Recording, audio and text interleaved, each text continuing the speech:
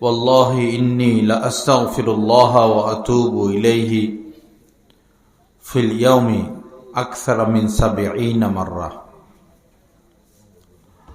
وقال عليه الصلاة والسلام: التائب من الذنب كمن لا ذنب له، أو كما قال عليه الصلاة والسلام.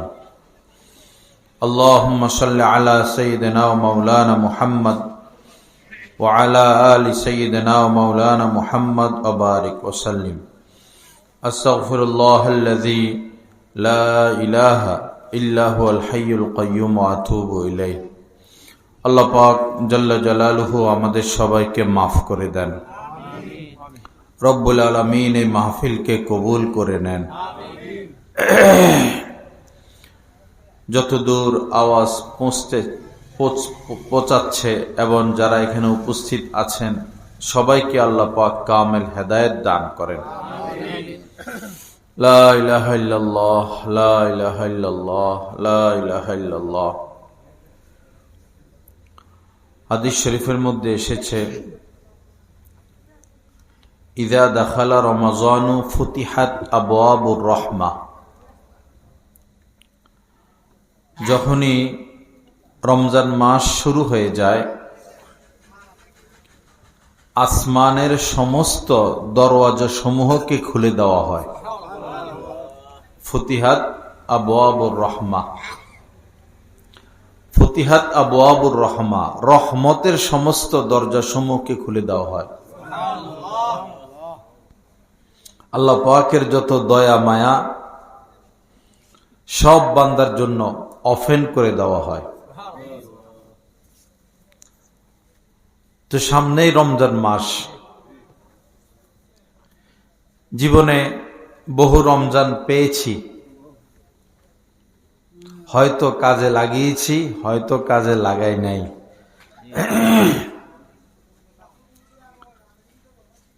এটাই স্বাভাবিক কথা যে আমরা রমজানের মতো পবিত্র মাস পেয়েও কাজে লাগাই নাই। সেই খেলাধুলা, রং তামাশা, আয় রোজগার, গুনাহ নাফরমানি, গল্প স্বল্প, রাজনীতি, আড্ডা, আরামায়েশ, খাওয়া দাওয়া, ঘুম।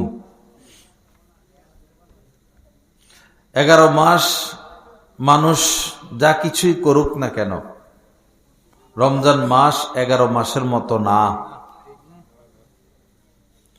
সুলসিলাতি শায়াতিন, রমজান মাস শুরু হয়ে গেলেই শয়তান সমূহকে বেঁধে ফেলা হয়। সে আর ধোঁকা দিতে পারে না।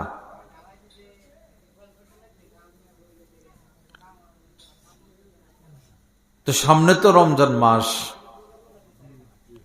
হয়তো জীবনে এটাই শেষ রমজান হতে পারে কিনা। এমনও হতে পারে আল্লাহ না করেন যে আমরা রমজান পর্যন্ত পুষতে পারবো না।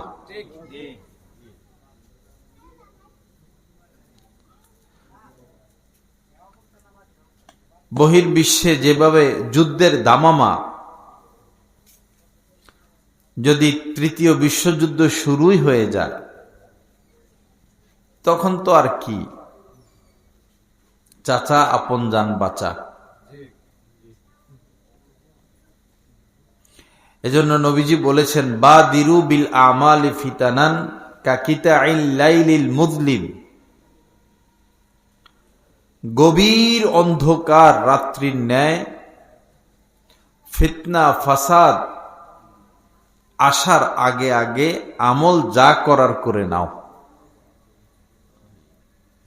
যখন ফিতনার সয়লাব হয়ে যাবে, চতুর্দিকে শুধু ফিতনা আর ফিতনা, আমলের পরিবেশও থাকবে না, আমলের মানসিকতাও থাকবে না, আমল করার মতো মানুষের ইচ্ছাও থাকবে না, রুচিও থাকবে না। যখন বৃষ্টি হয় টানা 2-3-4 ঘন্টা, 1-2-3 দিন, তখন চতুর্দিকে কি থাকে? পানি আর পানি। যখন ফিতনার ছয়লাভ হবে, চতুর্দিকে শুধুই ফিতনা। এই ইমাম সাহেব এক কথা বলবেন, ওই ইমাম সাহেব আরেক কথা বলবেন, এই লোক এক কথা বলবেন, ওই লোক আরেক কথা বলবেন, এই পাপের সুযোগ, ওই পাপের সুযোগ, জিনা, ব্যভিচার, মদ, গাঁজা, হিরোইন, লুটপাট, ধর্ষণ, হত্যা, জুলুম, অবিচার, মারামারি, কাটাকাটি, হত্যা, খুন, এগুলোই চলবে চতুর্দিকে। শেষ সময়, ওই সময় মানুষের আমলের সুযোগ থাকবে কম, করবেও না আমল। এজন্য বাবা, আমল যা করার করে ফেলি, দেরি না করি, একদিন আর অপেক্ষায় না থাকি, বরং 1 ঘন্টাও আর অপেক্ষায় না থাকি। বেশি বেশি আমল, বেশি বেশি আমল। তো এই রমজানটা আমরা খুব ভালোভাবে কাজে লাগাবো, কি বলেন ইনশাআল্লাহ? কিভাবে কাজে লাগাবো? ভালোভাবে। যেমন তারাবির নামাজ, প্রত্যেক মসজিদেই যেন খতম তারাবি হয়। খতম তারাবি না পড়লে তারাবির কোনো মজা নাই, স্বাদ নাই। শুধু উঠা নামা, উঠা নামা। মোরগে খানা খায় না, মাথা শুধু নামায় আর, বা সিলাই মেশিনের সুইয়ের মতো নামে আর উঠে, নামে আর উঠে। নামাজের কোনো স্বাদ নাই, মজা নাই। আর চেষ্টা করবেন হাফেজ সাহেব 2 জন না, 4 জন 5 জন নেওয়া। কারণ বাংলাদেশ হচ্ছে হাফেজদের দেশ। আলহামদুলিল্লাহ, হাফেজ তৈরি হচ্ছে। যিনি হাফেজ হন তিনি যদি তারাবি পড়াইতে না পারেন, তার হেফজটা ঠিক থাকে না। এজন্য হাফেজগণ হচ্ছেন আমাদের দেশের সম্পদ। তাদের এই নিয়ামত যেন থাকে, ইয়াদ, কোরআন শরীফের ইয়াদ যেন থাকে। এজন্য মসজিদে মসজিদে 2 নয় 3-4 জন করে হাফেজ সাহেব নেওয়া। তাহলে অনেক হাফেজ সাহেব তারাবি পড়ানোর সুযোগ পাবেন। আল্লাহ আমাদেরকে তৌফিক দান করেন। রমজানের প্রস্তুতিমূলক একটা জায়নামাজ কিনতে পারেন, একটা মেসওয়াক, আতর, তাসবিহ, নতুন পাঞ্জাবি, পায়জামা, টুপি, পাগড়ি। পাগড়ি তো গেলই, এখন আর তো পাগড়ি নাই। অথচ আমাদের নবীজি সব সময় পাগড়ি পরতেন। তাসবিহ নাই। যেদিন থেকে হাতে মোবাইল উঠলো সেদিন থেকে তাসবিহ বিদায় নিল। আগে মানুষের হাতে তাসবিহ থাকতো, এখন থাকে মোবাইল। ব্যাপকভাবে মানুষ মেসওয়াক ছেড়ে দিয়েছে, মেসওয়াক করে না। অথচ মেসওয়াকের এত ফজিলত,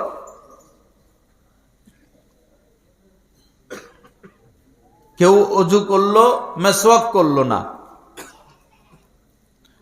তো সে 1 রাকাত নামাজ পড়লে 1 রাকাতের সওয়াব।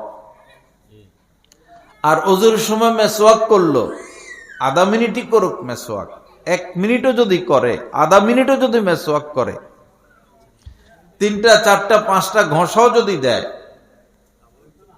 তো 1 রাকাতে 70 রাকাতের সওয়াব।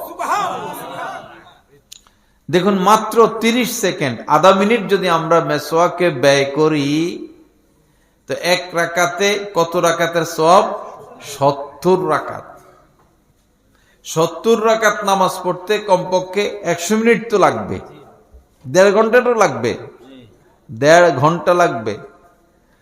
1.5 ঘন্টা লাগবে যে আমলটা করতে, যদি আধা মিনিটে আমরা মেসওয়াক করি, এই 1.5 ঘন্টা করতে হবে না। 1.5 ঘন্টার আমলের সওয়াব আধা মিনিটের মধ্যে আমরা পেয়ে যাব। মেসওয়াক, বাজারে মেসওয়াক পাওয়া যায়, এলাকার মধ্যে খেজুরের ঢাল আছে, ওইটা দিয়ে মেসওয়াক বানানো যায়। বা রাস্তার পাশে এক ধরনের গাছ হয়, এই এরকম গোল গোল পাতা, নিমের ডাল। নিম গাছ তো আল্লাহর নিয়ামত, নিম গাছ আল্লাহ পাকের নেয়ামত। সব এলাকায় নিম গাছ থাকা চাই, দেশি নিম গাছ। ঘরের পাশে নিম গাছ রাখলে অনেক উপকার।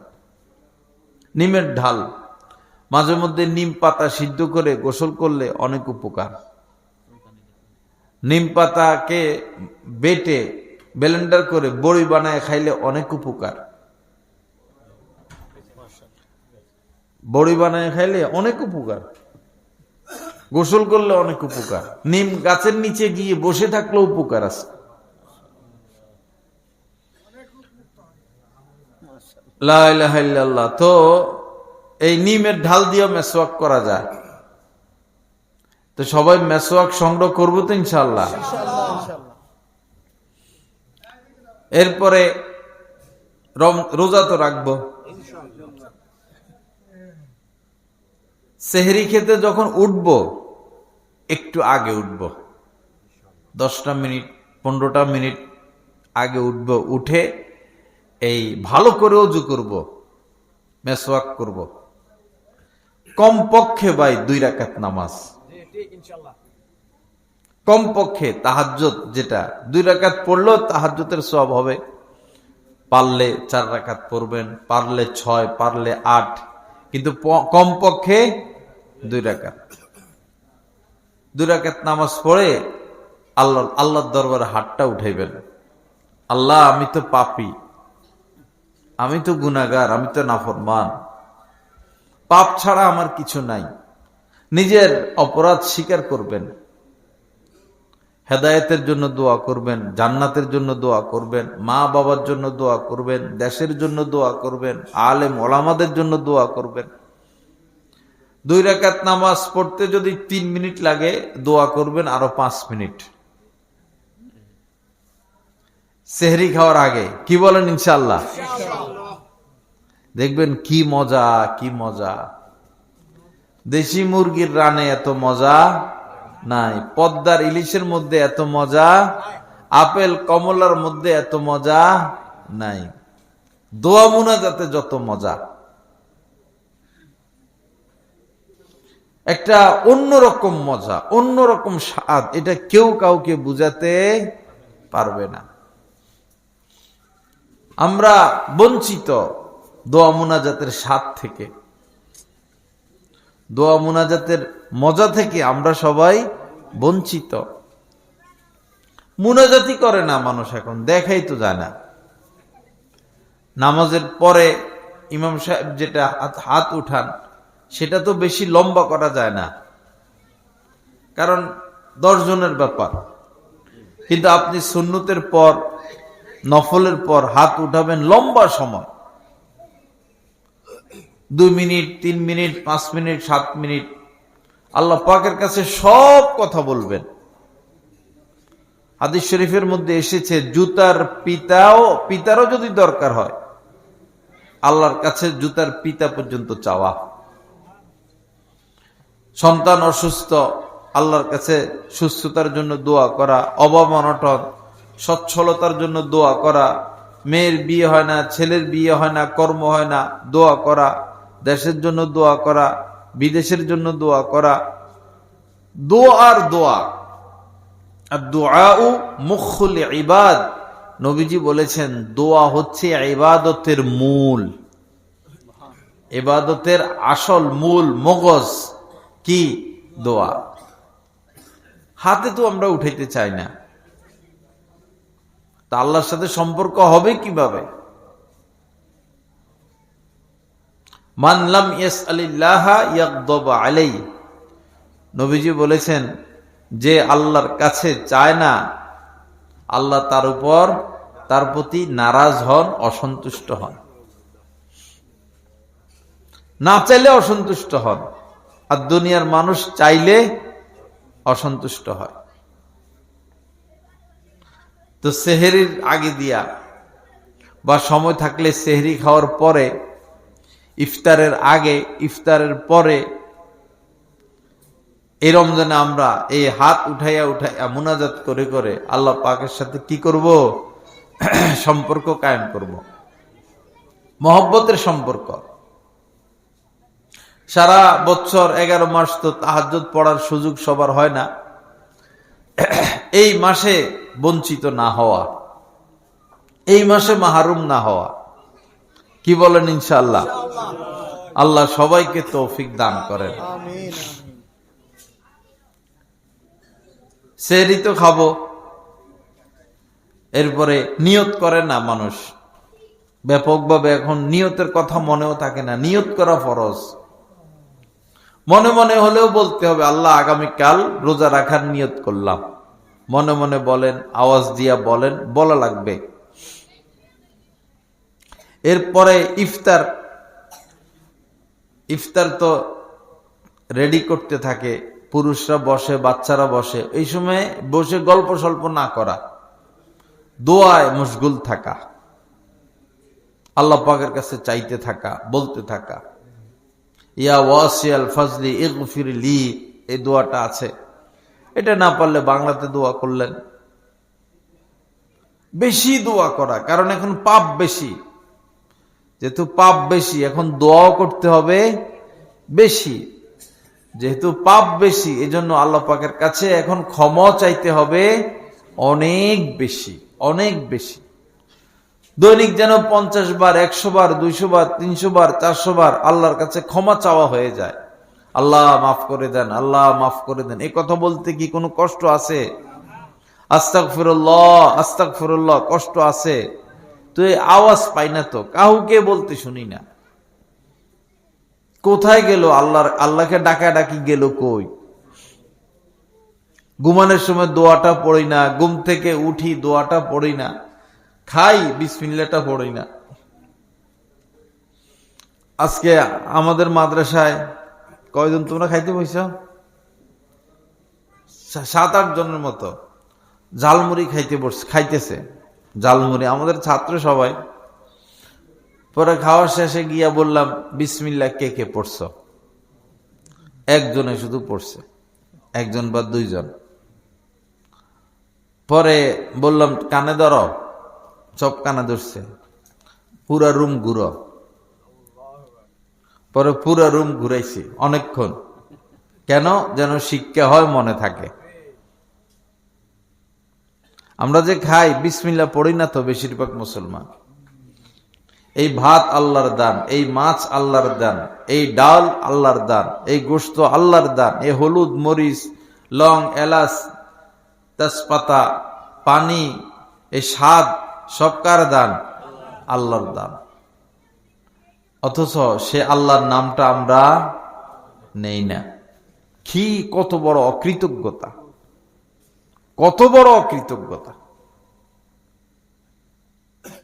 কেমনে সম্ভব একজন মুসলমানের দ্বারা খাওয়ার শুরুতে বিসমিল্লাহ বলে না, খাওয়ার পরে আলহামদুলিল্লাহ বলে না, খাইয়া উঠে যায়। ভাই কাঠটা খাইলাম আর খাইয়া যে শেষ করলাম, কাজ কি এখানে শেষ? এখন যে হজমের পর্ব শুরু, এই হজমের সিস্টেম কে রাখছেন? আল্লাহ রাখছেন। যদি প্রস্রাবের রাস্তায় সব পায়খানা চলে আসে আর পায়খানার রাস্তায় প্রস্রাব চলে যায়, তো প্রস্রাবের রাস্তা দিয়ে পায়খানা কেমনে বাইর হবে? আর পায়খানার রাস্তা দিয়ে যদি প্রস্রাব চলে যায় তো সব বাইর হয়ে যাবে। এটা কার কুদরত? আল্লাহর। এই খাদ্যের উপকার যেগুলো, রক্তটা রক্ত হয়, গোশতটা গোশত হয়, চর্বিটা চর্বি হয়, আর বাড়তিটা আল্লাহ পাক বের করার সিস্টেম করছেন। এই সব সিস্টেম কে করেন? আল্লাহ করেন। কিন্তু সে আল্লাহর কথা আমাদের মনে থাকে না। অনেক মাখলুক আছে পেটের ভিতরে, সৈনিক, এদেরকে কখনো আমরা দেখবো না, এরাও আমাদেরকে কখনো, গরু জবাই করলে দেখেন না, ওই যে নাড়ি বুড়ির ভিতরে, পেটের ভিতরে অনেক পোকা আছে না? আমাদের পেটে নাই? আছে। উপকারী পোকা। এরা আল্লাহর গোলাম, আল্লাহর হুকুমে এরা আমাদের পেটের জন্য উপকারী কাজগুলো করতে থাকে। ওদের বেতন দেয় কে? আল্লাহ। ওরা কার হুকুমে কাজ করে? আল্লাহর হুকুমে। কিভাবে আল্লাহর নাম আমরা ভুলে যাই? আল্লাহ আমাদেরকে তৌফিক দান করেন। এজন্য খাইতে বসলে ঘরে জোরে বিসমিল্লাহ বলবেন, যেন সবাই শুনে। বিসমিল্লাহ, বাস বিসমিল্লাহ বলে খাওয়া শুরু করবেন। আর বাচ্চা কাচ্চা যদি থাকে, স্ত্রী সন্তান, তাদেরকে বলবেন বিসমিল্লাহ পড়ো, বিসমিল্লাহ পড়ে খাবার শুরু করো। বিসমিল্লাহ পড়ে যদি না পড়ে কেউ খাবার শুরু করে, তো তার সাথে শয়তান শরীক হয়ে যায়, তখন ওই খাবারের মধ্যে কোনো বরকত নাই, বরকত নাই। আল্লাহ আমাদের সবার প্রতি মেহেরবানি করেন। তো রমজানের প্রস্তুতি নিয়ে কথা হচ্ছে। দিনের বেলা তো আমরা রোজা রাখবো। 3 জিনিসের নাম রোজা: নিয়ত করা, খাবার পানীয় থেকে দূরে থাকা, স্ত্রীর কাছ থেকে দূরে থাকা। এটা রোজার মূল। বাকি চোখেরও রোজা আছে,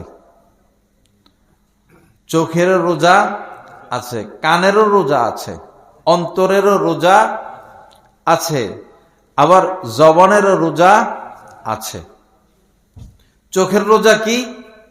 চোখের রোজা হলো এই মহিলা মানুষকে দেখা যাবে না, মহিলা মানুষটা পর পুরুষকে দেখতে পারবে না। মহিলা বলতে ভিন নারী, পর নারী, বেগানা নারী। টেলিভিশনে ভিন নারী দেখা যাবে না, পত্র পত্রিকায় ভিন নারী দেখা যাবে না। এটা চোখের রোজা। কানের রোজা: গীবত শোনা যাবে না, গান শোনা যাবে না, গালিগালাজ মন্দ কথা শোনা যাবে না। যেখানে গালিগালাজ, মন্দ আলোচনা, ঝগড়া ফাসাদ, সেখানে যাওয়া যাবে না। জবানের রোজা হলো মিথ্যা বলা যাবে না, গালি দেওয়া যাবে না, গীবত করা যাবে না, গান গাওয়া যাবে না, মন্দ কথা বলা যাবে না, কষ্টদায়ক কথা বলা যাবে না। অন্তরের রোজা কি? খারাপ চিন্তা করা যাবে না। খারাপ চিন্তা করা, পাপের চিন্তা, খারাপ চিন্তা, কুচিন্তা। এবং অন্তরের যে রোগ, রুহের কলবের যে রোগ, এই রোগগুলো থেকে বিরত থাকা। আল্লাহ আমাদেরকে তৌফিক দান করেন। আমরা রোজা রাখি, পাপের কামও করি, তাহলে কি হইল? অ্যালার্জির ওষুধও খায়, আবার চিংড়ি মাছ, ইলিশ মাছ, বেগুনও খায়। সমান সমান হয়ে গেল না?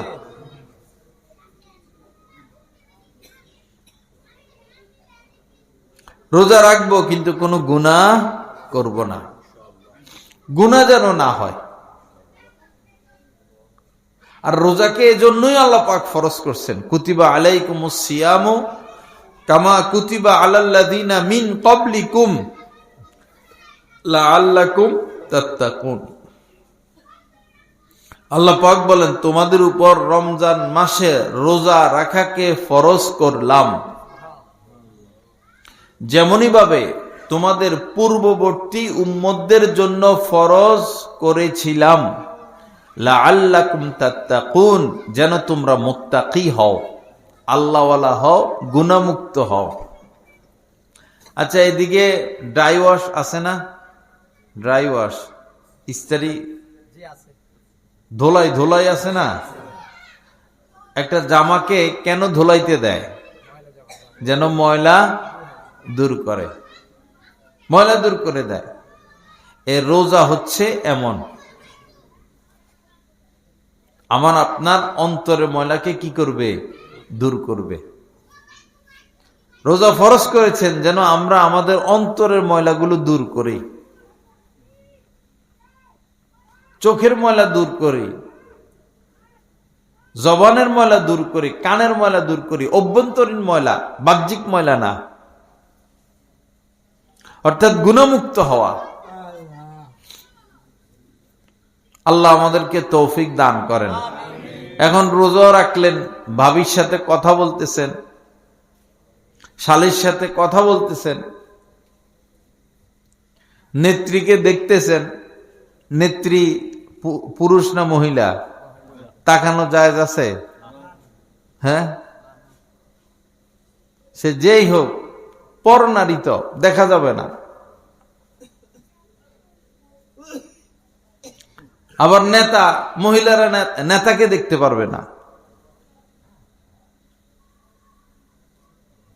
রোজা রেখে যদি কবিরা গুনাহ করা হয় তো রোজা হালকা হয়ে যায়। রোজার যেই ফজিলত, সেই ফজিলত মানুষ পায় না। আল্লাহ আমাদেরকে তৌফিক দান করেন। তো রমজানের জন্য প্রস্তুতি নিব তো ইনশাআল্লাহ। যাদের মেয়েরা পর্দা করে না, স্ত্রীরা পর্দা করে না, বাবা রমজান মাস আসলো, এখনো যদি পর্দা না করে আর কবে করবে? মরার পরে করবে। মরার পরে 5 কাপড় দেয় মহিলাদেরকে, এখন 5 কাপড় দিয়ে আর কি হবে? আজীবন তো সে নিজের দেখায় দেখাই হাসছে। এখন এই 5 কাপড় তাকে জাহান্নাম থেকে বাঁচাইতে পারবে না। পুরুষের 3 কাপড়, মহিলাদের 5 কাপড়।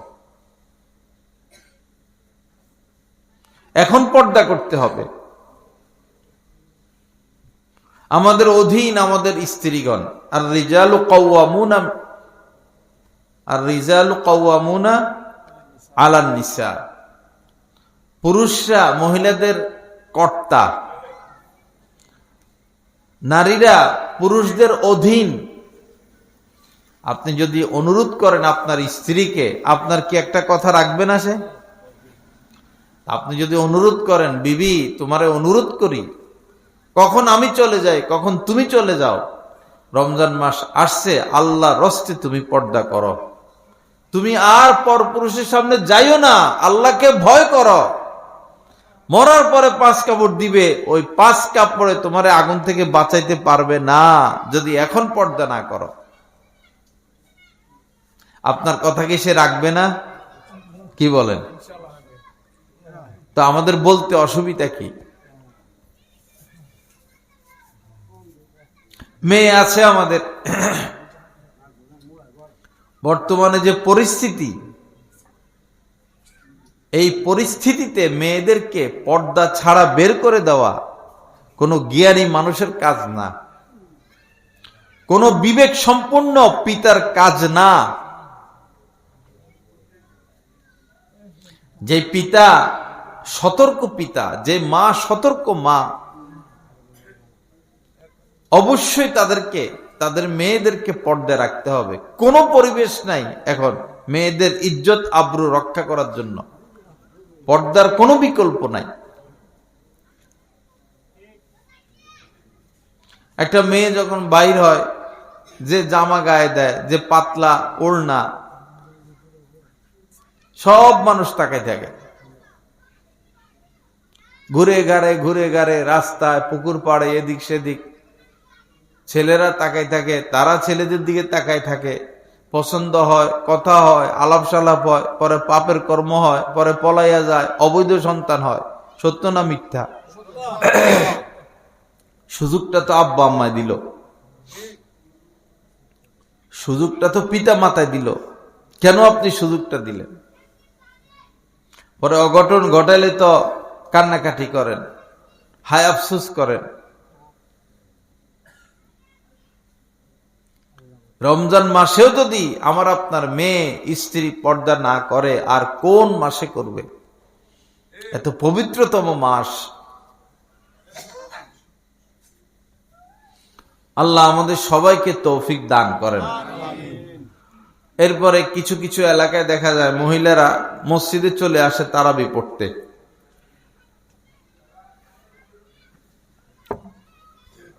অথবা মহিলারা নিজেরা জামাতের ব্যবস্থা করে।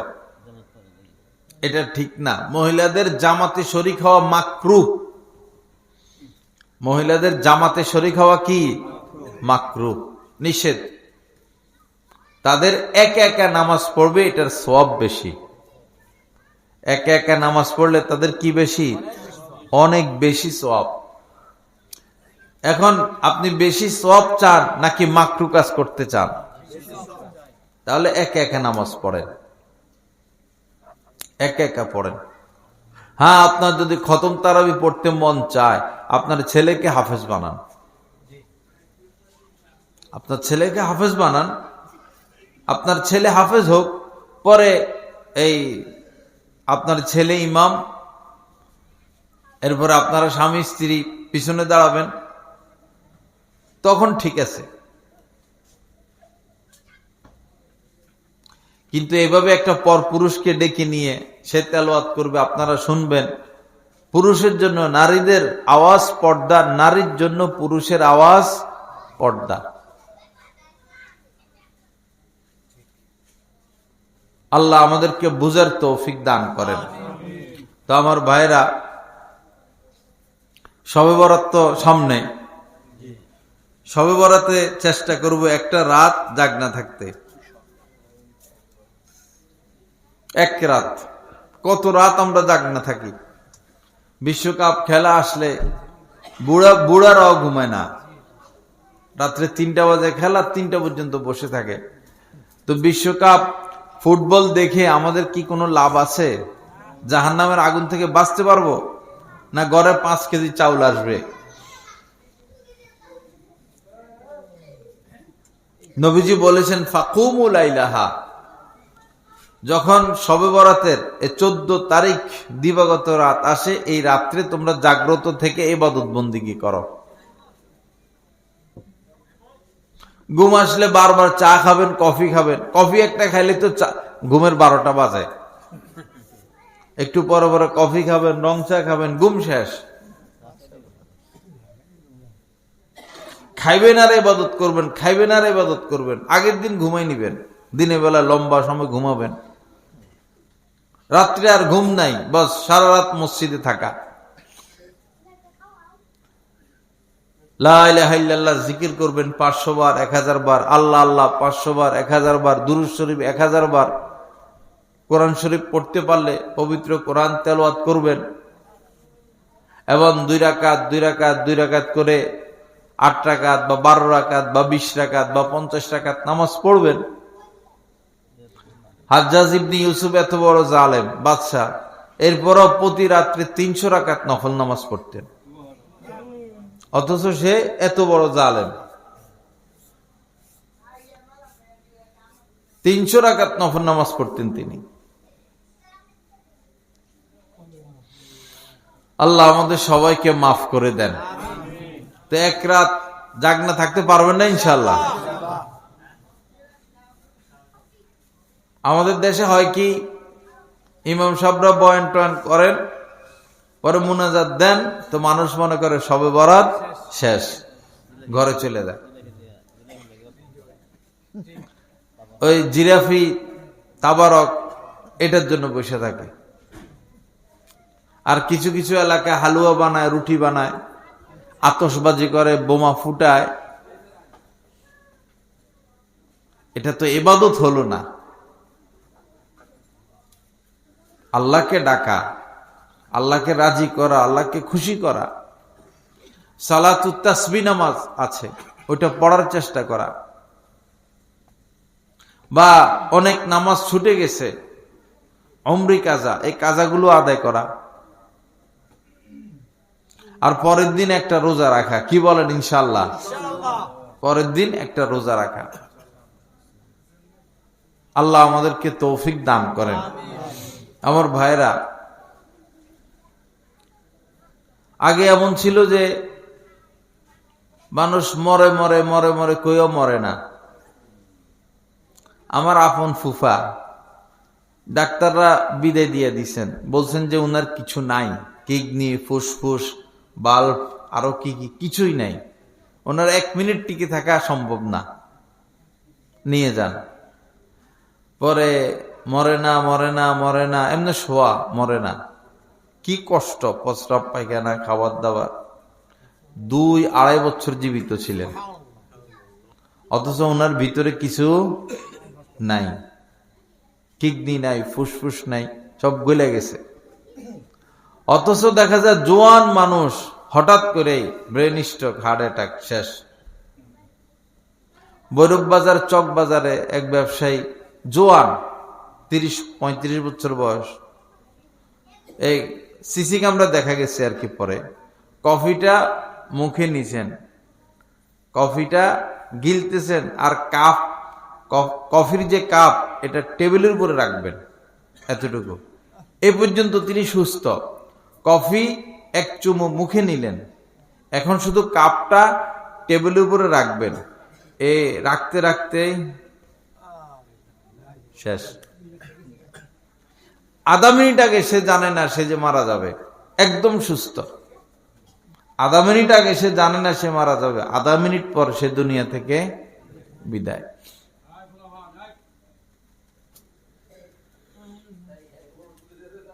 ফাইযা জাআ আজালুহুম, যখন নির্ধারিত সময় কাহারও মৃত্যু চলে আসবে, লা ইস্তাখিরুনা সাআতাম ওয়া লা ইস্তাকদিমুন, এক মুহূর্ত আকপিস হবে না, এক মুহূর্ত আকপিস হবে না। যথা সময় মালাকুল মউত আসবেই আসবে। আপনি যদি রাজা বাদশাহ হন, আপনাকে 10টা সেকেন্ড সময় দেওয়া হবে না।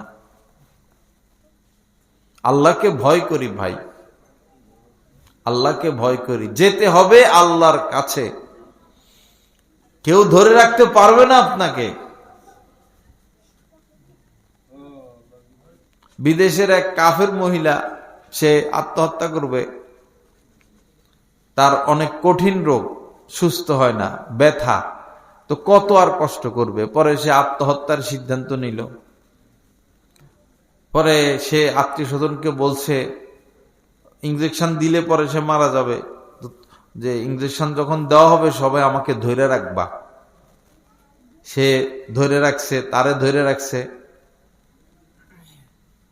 তো এই ধরে রাখার দ্বারা কি সে জাহান্নামের আগুন থেকে রক্ষা পাবে? এটা একটা আবেগ আর কি। আমার এক আত্মীয় মারা যায় আবার যায় না, কিডনি সমস্যা, জোয়ান মানুষ, পরে মারাই গেছেন। তো যখনই ব্যথা উঠতো, এই রে আমারে ধর, আমারে ধর, মেয়ে আয়সা ধরে, ছেলে আয়সা ধরে, স্ত্রী আয়সা ধরে। কয়েকবার এমন হয়েছে। তো যখন মারা যাওয়ার সময় তো মারা গেলই, তো ধরে রাখার দ্বারা কি তাকে রক্ষা করা গেছে? এই ধরে রাখার দ্বারা কি সে নাজাত পাবে? ভাই তুমি কালেমা পড়ো, আল্লাহর কাছে মাফ চাও, স্ত্রী সন্তানকে নসিহত করো, এগুলো নাই। আল্লাহ আমাদেরকে মাফ করে দেন। যারা দাড়ি রাখতে পারেন নাই, বাবা এই রমজান মাসে আল্লাহর হস্তে এই কবিরা গুনাহটা করবেন না। শবে বরাত থেকে দাড়িগুলো রাখে দেন, শবে বরাত থেকে রমজান পর্যন্ত রাখেন। এরপরে আপনার যা করার আপনি পরেরটা সিদ্ধান্তে পরে নিন, রমজান মাসে এই কামটা করবেন না। রমজান মাসে কেউ এই সাহসটা করবেন না। একে তো রমজান মাস, আবার যদি দাড়ি না রাখেন, এই অবস্থায় যদি মারা যান, তো কি উপায় হবে আপনার? নবীজি কেমনে আপনার সুপারিশ করবেন? রমজানে কোন ধরনের গুনাহ যেন না হয়। যারা জুয়া খেলেন, আল্লাহর হস্তে জুয়া বাদ দিয়া দেন। জুয়া খেলে কেউ সফল হয় নাই, কেউ সফল হবেও না। মোবাইলের জুয়া মারাত্মক, খেলার জুয়া, জুয়া ছাড়া এখন চতুর্দিকে কিছু দেখা যায় না। খেলে হেরা, লাখ টাকা পায় তারা। আমরা বসে বসে এই বাজি লাগায় যে এই বলটা যদি রান পায় তাহলে তুই আমারে 5,000 টাকা দিবে, রান না পাইলে আমি তোরে 5,000 দিব। এরকম জুয়া ধরে কিনা? ছাগল ছাগল, কি লাভ এগুলো করে? যারা জুয়া খেলে এরা এক পর্যায়ে এদের গর্বিটাও থাকে না, স্ত্রীও বিক্রি করে দেয়।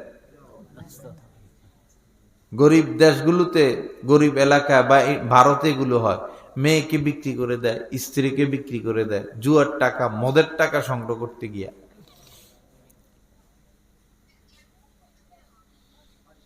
সামনে রমজান মাস, এই দুঃসাহস কেউ না করি।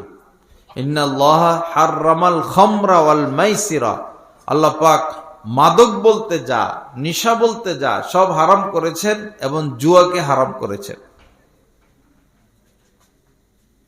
যে নেশা করবে সে তো নিজেকে নিজে শেষ করে দিল, তার দুনিয়াও শেষ, তার আখেরাতও শেষ। কঠিন, মদখোররা ঈমান নিয়ে মৃত্যু কঠিন।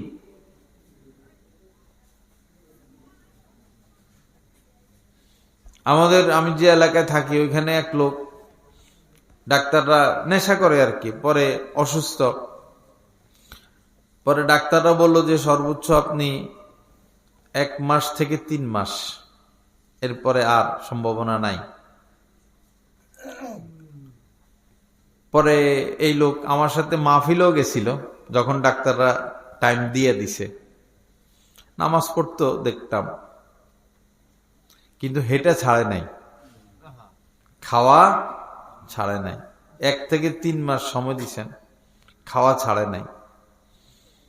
পরে বেচারা 6 মাস পর্যন্ত হায়াত পাইছে, আরো 3 মাসের পরে আরো 3 মাস পাইছে, কিন্তু মাদক সেবা অবস্থায় দুনিয়া থেকে বিদায় নিল।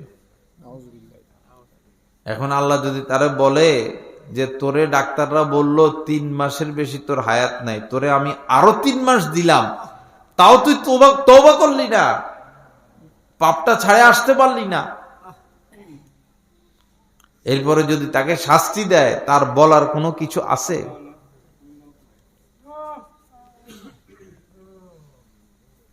আল্লাহ রস্তে নাপাক জিনিস না খাই।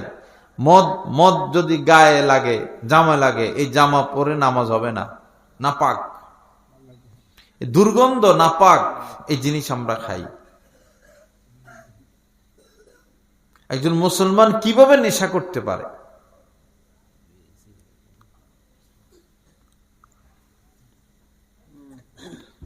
আমরা যখন ছোট ছিলাম তখন গোল্ড ছিল 2 টাকা দাম।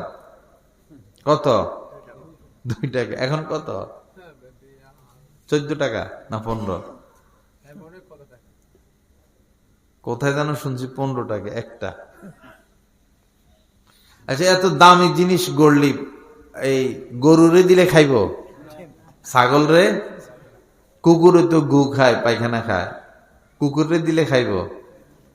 আপনি এই পবিত্র মুখে কেমনে নেন এটা?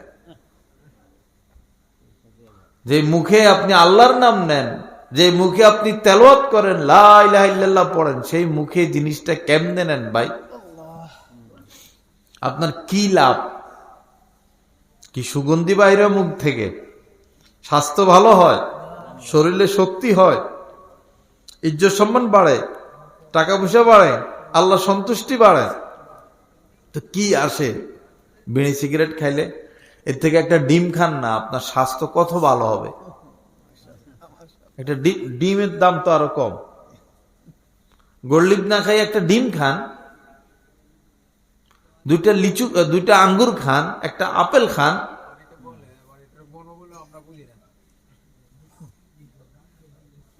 আমার এক আত্মীয় মাঝে মধ্যে বেড়াইতে আসতো, গাঁজা খাইতো, আমাদের সমবয়সী। পরে আমারও বলতো, মামা সুখটা পাইলা না, সুখটা পাইলা না। আমার বলতো, একটা টান দাও না মামা। আমি কই, না, আমি এক টানও দিব না। তখন সুখটা বুঝলা না, সুখটা বুঝলা না। পরে শুকাইতে শুকাইতে শুকাইতে শুকাইতে মানে গালের চাপা একটা আরেকটা ভিতরে ঢুকে গেছে, শরীরে চামড়া ছাড়া আর কিছু নাই। আমরা বলে সুখ পাই নাই।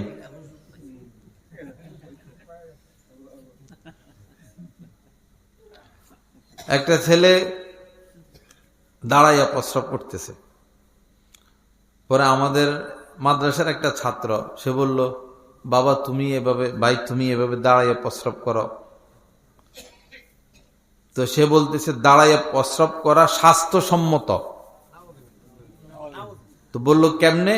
বলল বৈশাখ প্রস্রাব করলে প্রস্রাবের গন্ধ নাকে যায়, দাঁড়াইয়া প্রস্রাব করলে গন্ধটা ওরকম ভাবে নাকে যায় না। পরে সে বলল, তো তুমি তো দাঁড়াইয়ে প্রস্রাব করো, এটা যদি স্বাস্থ্যসম্মত হয়, তা আমি তো আজীবন বসেই প্রস্রাব করি, তা আসো দেখি মারামারি লাগি।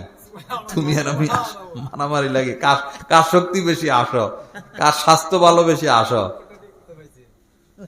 পরে দিছে দৌড়। বিভিন্ন জায়গায় এখন বৈশ প্রস্রাব করার সিস্টেমে নাই। এই যে গাড়ি থামে রাস্তায় রাস্তায়, দাঁড়াইয়া প্রস্রাবের সিস্টেম সব। এ কি আশ্চর্য মুসলমানের দেশে এগুলা। যারা দাঁড়াইয়া প্রস্রাব করে এরা কি পানি খরচ করতে পারে? তো ওই প্রস্রাবের কিছু ফোঁটা লজ্জাস্থানের মাথায় থেকে যায় না? এটা তো নাপাক এবং জীবাণু ভরা। প্রস্রাব তো নাপাক এবং জীবাণু। এই লজ্জাস্থানের মাথায় এই প্রস্রাবটা থাকতে থাকতে পরে ক্যান্সার হয়, কঠিন রোগ হয় ছেলেদের মেয়েদের। আর যারা দাঁড়ায় প্রস্রাব করে কিছু ফোটা ফোটা প্যান্টে লাগে কিনা, এই খবিসেরা প্যান্ট এটা 1 সপ্তাহ 15 দিন পরে। এত মোটা জিন্সের প্যান্ট এগুলো, বাতাস টাতাস তো পায়ে লাগে না, বাতাস ঢুকে না, ঘামে পয়সা গইলা গন্ধে কি রুচি। ভাই পাতলা পায়জামা পরো, বাতাস ঢুকবে। আগের জামানায় যারা মহিষ পালতো, গরু পালতো, ভেড়া পালতো মরুভূমিতে, সে সকাল থেকে সন্ধ্যা পর্যন্ত রাখালগিরি করা লাগতো। তো মালিকেরা রাখালেরা যেন বসতে না পারে, রাখালেরা যেন বসতে না পারে এজন্য টাইট পোশাক পরাই দিত, যেন আর বসতে না পারে, সারাদিন রাখালি করতে পারে। সেই ওই 100, 200, 300, 400, 500 বছরের আগের সে টাইট পোশাক এখন আসছে, জিন্স প্যান্ট। বসতে পারে না, এগুলো পরা দাঁড়ায় প্রস্রাব করে। আল্লাহ হেফাজত করেন। আমার আব্বা আমাদের দেশে একটা বাথরুম বানাইয়া দিছেন, সবাই ব্যবহার করবে। পরে বাথরুমের ভিতর থেকে 1 সপ্তাহ পর পর এতগুলো বিড়ি সিগারেটের বাইর করা লাগে, ওই পিছনেরটা আর কি, জাম খাইয়া যায়। হে জায়গায় বসে খাম। পরে কাউকে কাউকে জিজ্ঞাসা করা হয়েছে যে ভাই এই সময় কাম করো, প্রস্রাব পায়খানার সময় তো নাকের মধ্যে কাপড় দিয়ে বসা লাগে, টিস্যু দিয়ে বসা লাগে, তো তোমরা এই সময় এইভাবে বিড়ি খাও বাথরুমে বসে বসে? তো এই খবিসেরা উত্তর দিছে, কয় মজা ডবল পাওয়া যায়। মজাটা কি পাওয়া যায়? ডবল পাওয়া যায় বাথরুমে বসে বিড়ি খাইলে। কি রুচি আমাদের। রমজান তো আসতেছে, সামনে শবে বরাত। রমজান উপলক্ষে ধূমপান ছাড়তে রাজি আছেনি সবাই? কি বলেন? ইনশাল্লাহ। ছাড়লে লাভ না লস? লাভ। আমি মরণ পর্যন্ত 1000 বছর হায়াত পাইল আপনাদের সামনে নিয়ত করতেছি, মসজিদের সামনে কোনোদিন একটা টানও দিব না। আপনারা কে কি নিয়ত করতে পারেন দেখি? ইনশাল্লাহ হাত উঠার আল্লাহর নাম নিয়ে, আল্লাহ বরকত দিব। মাশাআল্লাহ, মাশাআল্লাহ। আল্লাহ সবাইকে কবুল করেন। দেখবেন ভাই আপনার অনেক সুস্থ থাকবেন, অনেক সুস্থ থাকবেন, অনেক টাকা আপনার বেঁচে যাবে, অনেক টাকা।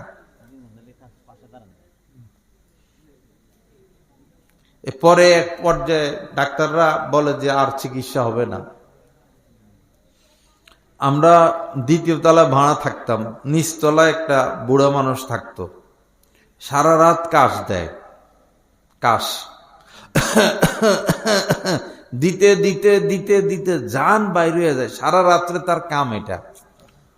পরে 5 মিনিট 10 মিনিট কাশ দেওয়ার পরে একটু থামে না, থামলে হে সুযোগে বিড়ি খায়। 5-7 মিনিট কাশ দেওয়ার পরে একটু থামলে এই সুযোগে কি টানে? বিড়ি টানে। টানার পরে আবার শুরু, এই যে শুরু হয় আবার অনেকক্ষণ পরে আল্লাহ একটু দয়া করে থামে, আবার মানে মরে তো যাবো, ভালো করে কি করি টাইনা লই। পরে মনে 45 বছর হয় নাই মারা গেছে, মানে 40 বছর বয়সে বুড়ো হয়ে গেছে, খাইতে খাইতে খাইতে খাইতে। পরে ডাক্তাররা কয় রোগের চিকিৎসা করবেন? ফুসফুস শেষ, কিডনি শেষ, শ্বাস নালি শেষ, এই সমস্যা এই সমস্যা। যারা সিগারেটকে ভিতরটা জং পড়ে যায় তো একদম, ধোঁয়াটা যে ভিতরে যায় এই কালা কালা কালা কালা দাগ পড়ে যায়, রক্ত ব্লাড নষ্ট হয়ে যায়। আল্লাহ হেফাজত করেন, মাফ করে দেন। জীবনে কোনোদিন এই পথে আগাবেন না। মেয়ে বিবাহ দিবেন, দেখবেন ছেলে ধূমপান করে কিনা, ছেলের বাপে করে কিনা। ছেলের বাপে যদি করে তো মনে রাখবেন ছেলে একদিন না একদিন করবে। আবার ছেলেকে মেয়ে বিবাহ করাবেন, মেয়ের বাপে খায় কিনা দেখবেন। যদি মেয়ের বাপে খায় তাহলে এই মেয়েরে ঘরে আনবেন না, পরে আপনার নাতি নুতি এগুলো খাইব। কঠিন পরিস্থিতি তো, আল্লাহ হেফাজত করেন। মেয়ে বিবাহ দিবেন, ছেলে আমেরিকা থেকে আসছে, ইটালি থেকে আসছে, ব্যাংকে চাকরি করে, সরকারি চাকরি করে, পাগল হয়ে যাবেন না। ছেলের মধ্যে দিনদারি আছে কিনা দেখেন, ছেলে ভদ্র কিনা, সভ্য কিনা, নম্র কিনা। বেশি বড় লোকের পোলা বা বড় লোকের কাছে বিয়ে দিবেন, শ্বশুর হিসাবে আপনার ইজ্জত করবে না। আমরা দেখি জায়গায় জায়গায় মেয়ে বেশি সুন্দর, লম্বা চোড়া, দিল বড় লোকের কাছে বিয়া, এখন শ্বশুরকে ইজ্জত করে না, শাশুড়িকে ইজ্জত করে, কারণ গরিব। আপনি টাকা দিয়ে কি করবেন, ইজ্জত নাই।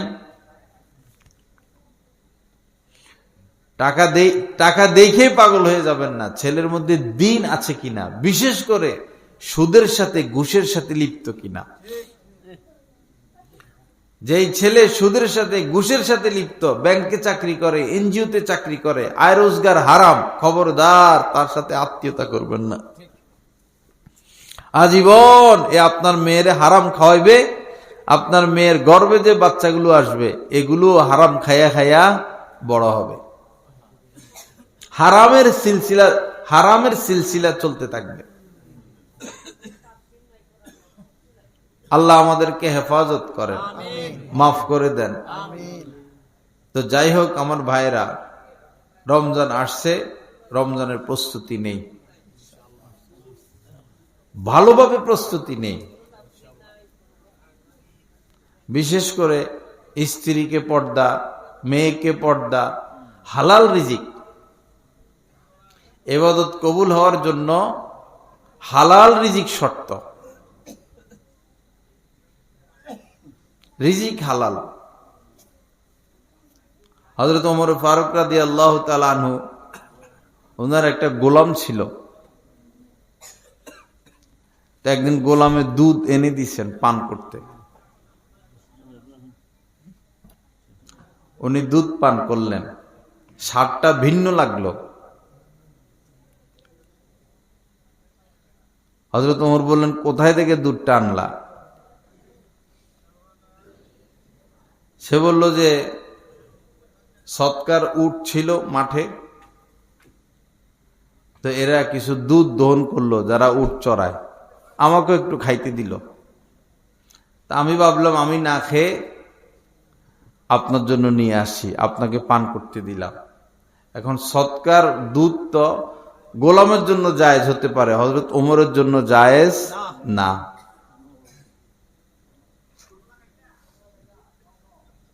এখন তো একটু খেয়ে ফেলছেন, তখন গলার ভিতরে হাত ঢুকাইয়া হযরত ওমর বমি করে সব বের করে দিলেন।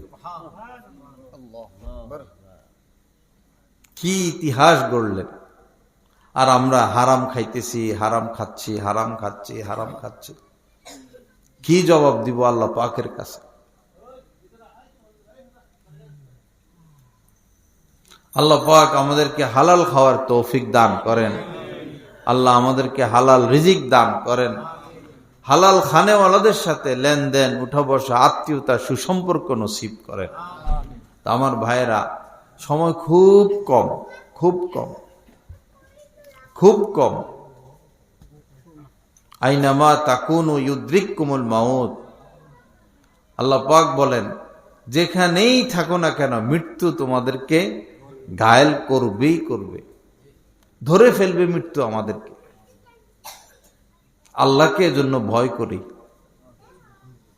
কার কখন মৃত্যু চলে আসে কেউই বলতে পারবে না।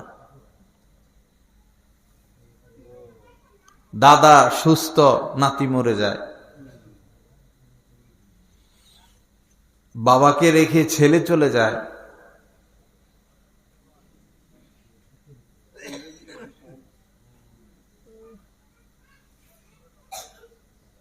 এক মুহূর্ত যেন আমরা মৃত্যু থেকে গাফেল না হই, বারবার মৃত্যুকে স্মরণ করি।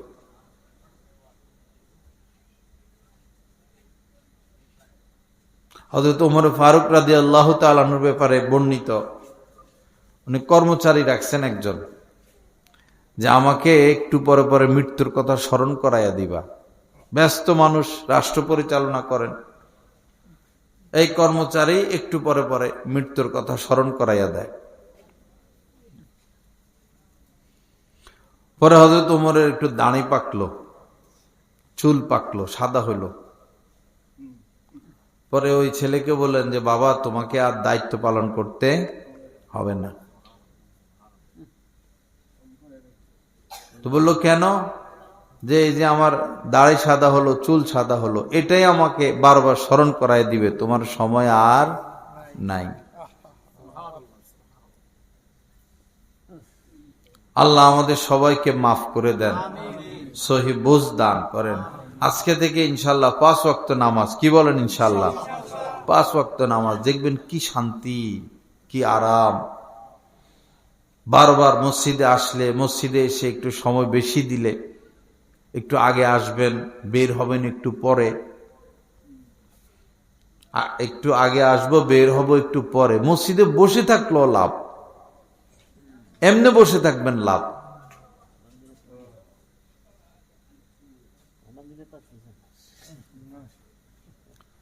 এবং টুপিটা সবসময় মাথায় রাখার চেষ্টা করবেন। টুপি একটা নূর, একটা বরকত। আমরা তো বাইর হওয়া সম্ভবই না টুপি ছাড়া। টুপি ছাড়া ঘর থেকে বাইর হবো সম্ভবই না। টুপির মধ্যে একটা নূর, একটা বরকত। টুপি পরার চেষ্টা করবেন। এবং এই উঠা বসা চলাফেরায় দুরূদ শরীফ প্রতিদিন যেন 50 বার, 100 বার, 200 বার, শর্ট না একবারে সাল্লাল্লাহু আলাইহি সাল্লাম। এটা 100 বার পড়তে কি এমন ঝামেলা ভাই? ঘন্টাকে ঘন্টা আলাপ আলোচনা, আলাপ আলোচনা, দুরুদ নাই, ইস্তেগফার নাই, কোনো তাসবিহ নাই, কোনো তাহলিল নাই। মাঝে মধ্যে ফাঁকে ফুঁকে লা ইলাহা ইল্লাল্লাহ বললে কি এমন ক্ষতি আমাদের? মাঝে মধ্যে বললাম সুবহানাল্লাহ, কখনো আলহামদুলিল্লাহ, কখনো আস্তাগফিরুল্লাহ, ক্ষতি হয়ে যাবে আমাদের? তো কেন আল্লাহকে ডাকি না? আল্লাহকে ডাকতে বাধা কোথায়? মাসালুল্লাযী ইয়াযকুরু রাব্বাহু ওয়াল্লাযী লা ইয়াযকুরু মাসালুল হাইয়্যি ওয়াল মাইয়িত। নবীজি বলেছেন, যারা আল্লাহকে ডাকে, আল্লাহর জিকির করে, তাদের উদাহরণ আর যারা আল্লাহকে ডাকে না তাহাদের উদাহরণ হলো জীবিত আর মৃত ব্যক্তির ন্যায়। যারা আল্লাহকে ডাকে এরা হলো জীবিত, আর যারা আল্লাহকে ডাকে না কেমন যেন তারা মৃত। আল্লাহকে ডাকি, আল্লাহর সাথে থাকি, আল্লাহ পাকের সাথে সুসম্পর্ক গড়ি। আল্লাহ পাক আমাদের সবাইকে আমলের তৌফিক দান করেন। ওয়া আখিরু দাওয়ানা আলহামদুলিল্লাহি রাব্বিল আলামিন ওয়া সাল্লাল্লাহু আলা নবিয়্যিল কারীম। আর কেউ আছে? দোয়া ইস্তেগফার পড়ি। আস্তাগফিরুল্লাহাল্লাযী লা ইলাহা ইল্লা হুয়াল হাইয়ুল কাইয়্যুম ওয়া আতুবু ইলাইহি। দুরূদ শরীফ পড়ি। আল্লাহুম্মা সাল্লি আলা সাইয়্যিদিনা ওয়া মাওলানা মুহাম্মদ ওয়া আলা আলি সাইয়্যিদিনা ওয়া মাওলানা মুহাম্মদ ওয়া বারিক ওয়া সাল্লিম। আলহামদুলিল্লাহি রাব্বিল আলামিন, আসসালাতু ওয়াসসালামু আলা সাইয়্যিদিল মুরসালিন ওয়া আলা আলিহি ওয়া আসহাবিহি আজমাইন। রব্বানা যালামনা আনফুসানা ওয়া ইল্লাম তাগফির লানা ওয়া তারহামনা লানাকুনান্না মিনাল খাসিরিন। রব্বিগফির ওয়ারহাম ওয়া আনতা খায়রুর রাহিমিন। রব্বিগফির ওয়ারহাম ওয়া আনতা খায়রুর রাহিমিন। আল্লাহুম্মা ইন্না নাসআলুকা রিযাকা ওয়াল জান্নাহ ওয়া নাউযু বিকা মিন সাখাতিকা ওয়ান নার। الله ربنا آتنا في الدنيا حسنة وفي الآخرة حسنة وقنا عذاب النار اللهم بارك لنا في رجب وشعبان وبلغنا رمضان اللهم بارك لنا في رجب وشعبان وبلغنا رمضان اللهم بارك لنا في رجب وشعبان وبلغنا رمضان এটা পরে দাও মুনাজাতের পরে দাও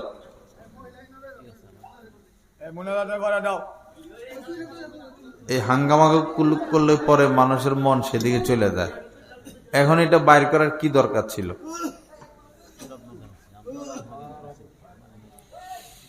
ربنا ظلمنا أنفسنا وإن لم تغفر لنا وترحمنا لنكونن من الخاسرين আয় আল্লাহ আপনি আমাদেরকে মাফ করে দেন রব্বুল আলামিন আমাদেরকে মাফ করে দেন আমাদের আব্বা আম্মাকে মাফ করে দেন আল্লাহ আমাদের আব্বা আম্মাকে মাফ করে দেন আমাদের যত আত্মীয় স্বজন দুনিয়া থেকে বিদায় নিয়েছেন সবাইকে আপনি মাফ করে দেন ইয়া আকরামাল আকরামিন ইয়া আরহামার রাহিমিন আয় আল্লাহ রমজান পর্যন্ত আমাদেরকে পৌঁছায়া দেন রমজানের তামাম বারাকাতগুলো অর্জন করার তৌফিক দান করেন আল্লাহ আমাদের জন্য ইজ্জতের ফয়সালা করেন সম্মানের ফয়সালা করেন আয় আল্লাহ নাফরমানি থেকে আমাদেরকে বিরত থাকার তৌফিক দিয়া দেন ইয়া করিম ইয়া রব্বাল আলামিন আয় আল্লাহ এই এলাকার যত মানুষ দুনিয়া থেকে বিদায় নিয়েছেন সবাইকে আপনি মাফ করে দেন সবার কবরকে নূর দ্বারা ভরপুর করে দেন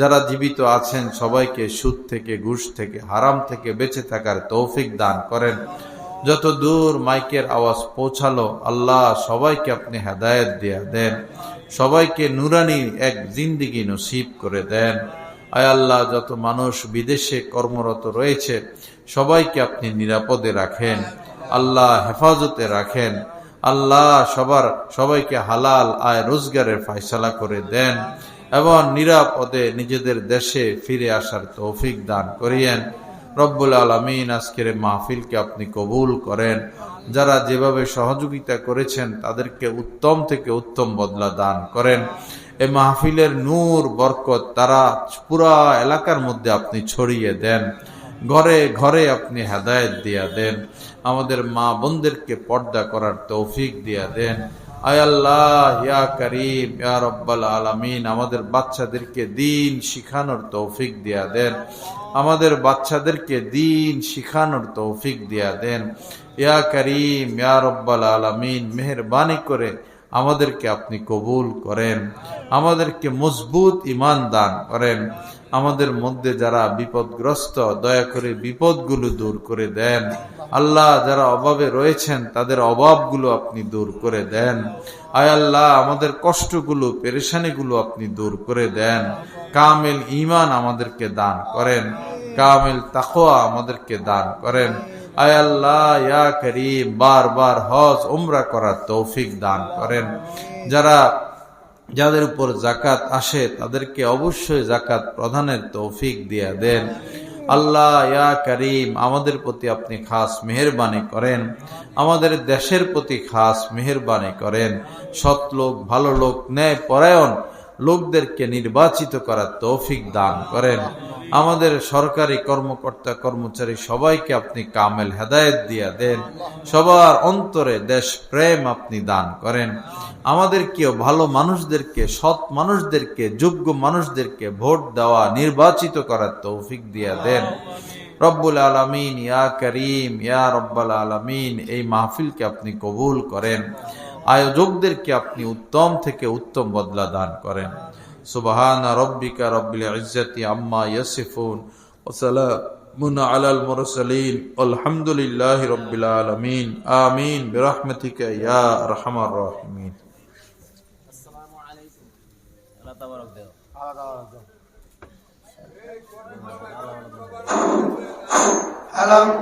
আমরা কেউ না উঠে ইনশাআল্লাহ তাবারক আছে